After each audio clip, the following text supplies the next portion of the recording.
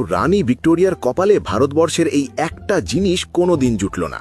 ইতিহাসের এই ডার্ক কমেডিটা শুনলে আপনি হেসে ফেলবেন। সালটা 1887। আগ্রার আব্দুল করিম রানী ভিক্টোরিয়াকে ভারতের দারুণ সব গল্প শোনাতেন। একদিন তিনি বললেন, পৃথিবীর সবচেয়ে সুস্বাদু ফল হলো আমাদের ভারতের পাকা আম।